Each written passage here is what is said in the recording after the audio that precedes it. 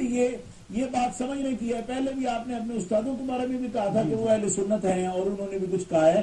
آپ کے استادوں کو بھی یہ غلطی لگی ہے کہ انہوں نے جو کتاب لکھی ہے نا سیف الجلی، اس کے اندر انہوں نے شیعہ والا جو عقیدہ ہے نا، اس بات کو میں عرض کروں امامت کا جو عقیدہ ہے شیعہ والا ہے، کسی کا نام لیے بغیر نہیں آپ نے نام لے کر کہا نا تو ہماری بات یہ ہے کہ کسی کالر نے بات کی آپ نے اہل سنت کہا نا، اس لیے میں اپنی بات یہ عقیدہ ان کا سیف الجلی میں جو امامت کا لکھا ہے وہ اہل سنت کا نہیں ہے. بڑھائیے میں آگے بڑھا رہا ہوں. وہ اہل سنت کا عقیدہ نہیں ہے جو انہوں نے لکھا ہے. ماشاءاللہ یہ بات شکریہ صاحب، آپ کا بہت شکریہ. آپ نے امامت کے تصور کے حوالے سے گفتگو.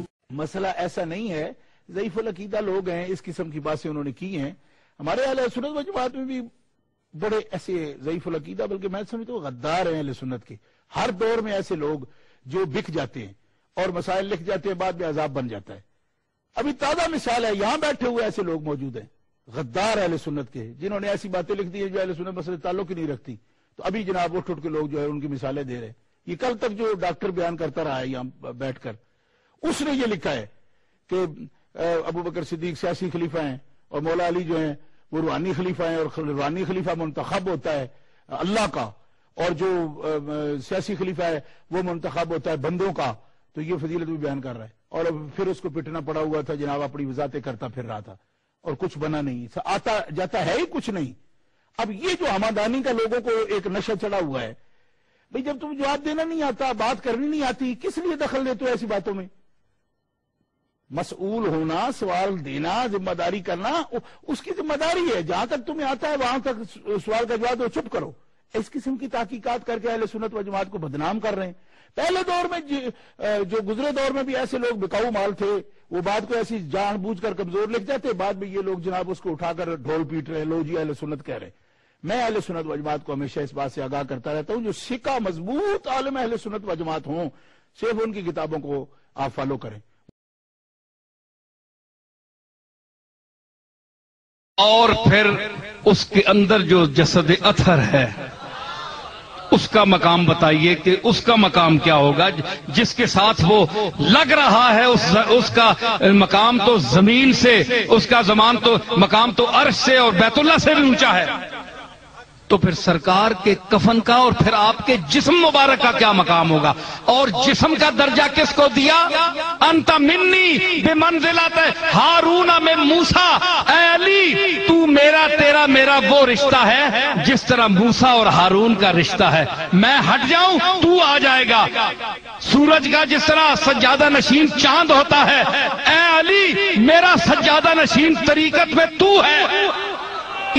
کا سوال فیصلہ ہوگا شب ہجرت کا بستر دیکھ کر، فیصلہ ہوگا شب ہجرت کا بستر دے. جب بھی اٹھے گا نبی کا جانشین کون ہے؟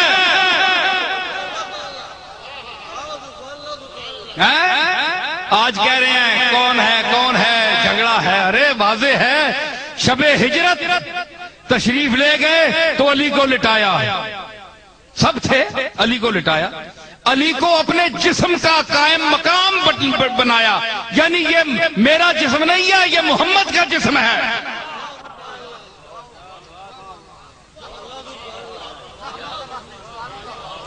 جی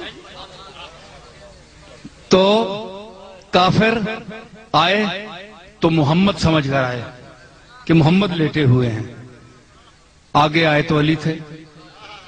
مطلب کافر بھی سمجھتا ہے کہ یہ محمد لیٹا ہوا ہے. یہ بات سمجھ آ گئی. کافر بھی سمجھتا ہے کہ یہ علی نہیں محمد لیٹا ہوا. اے مسلمان، اے یزید پرست، اگر تیری آنکھیں اندھی ہیں تو میں اس کا علاج کرا، میں کیا کر سکتا ہوں؟ یا اینک حب اہل بیت لگا. ارے کافر بھی سمجھتا ہے کہ میں محمد سمجھ کر آیا ہوں. ارے یہ تو علی نکلا. ارے ہم بھی تو یہ کہتے ہیں علی کا نام ہے، پردہ اٹھے تو محمد ہے. کیوں؟ میں نے نہیں کہا، سرکار نے خود فرمایا لحموں کا لحمی جسموں کا جسمی، فرق نہیں ماں بین کیا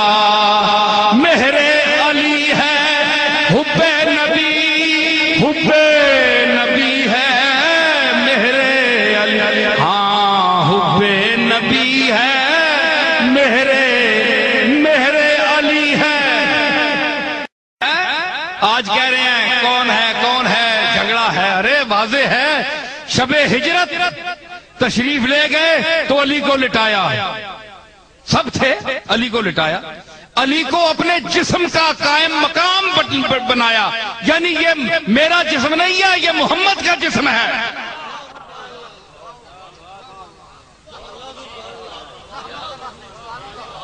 جی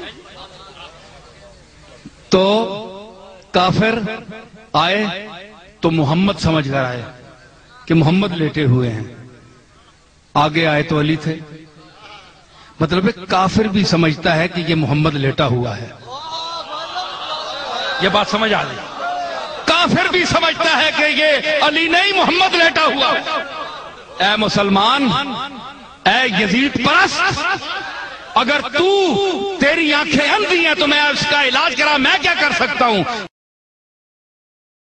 اور پھر اس کے اندر جو جسد اطہر ہے اس کا مقام بتائیے کہ اس کا مقام کیا ہوگا، جس کے ساتھ وہ لگ رہا ہے، اس کا مقام تو زمین سے، اس کا مقام تو عرش سے اور بیت اللہ سے بھی اونچا ہے، تو پھر سرکار کے کفن کا اور پھر آپ کے جسم مبارک کا کیا مقام ہوگا؟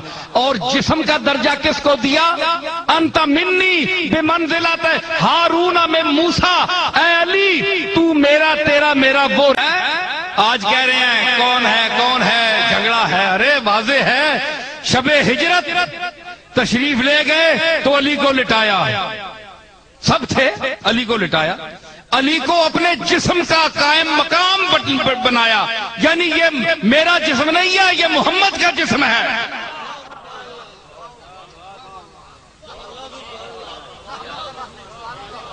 جی تو کافر آئے تو محمد سمجھ کر آئے کہ محمد لیٹے ہوئے ہیں، آگے آئے تو علی تھے، مطلب کافر بھی سمجھتا ہے کہ یہ محمد لیٹا ہوا ہے، یہ بات سمجھ آ گئی، کافر بھی سمجھتا ہے کہ یہ علی نہیں محمد لیٹا ہوا۔ اے مسلمان، اے یزید پرست، اگر تیری آنکھیں اندھی ہیں تو میں اس کا علاج کرا، میں کیا کر سکتا ہوں؟ آج کہہ رہے ہیں کون ہے جھگڑا ہے، ارے واضح ہے، شب ہجرت تشریف لے گئے تو علی کو لٹایا، سب تھے علی کو لٹایا، علی کو اپنے جسم کا قائم مقام بنایا، یعنی یہ میرا جسم نہیں ہے، یہ محمد کا جسم ہے۔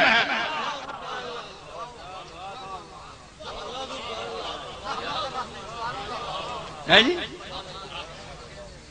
تو کافر آئے تو محمد سمجھ کر آئے کہ محمد لیٹے ہوئے ہیں، آگے آئے تو علی تھے، مطلب کافر بھی سمجھتا ہے کہ یہ محمد لیٹا ہوا ہے،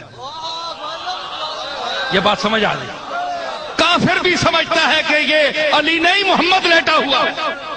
اے مسلمان، اے یزید پرست، اگر تیری آنکھیں اندھی ہیں تو میں اس کا علاج کرا، میں کیا کر سکتا ہوں؟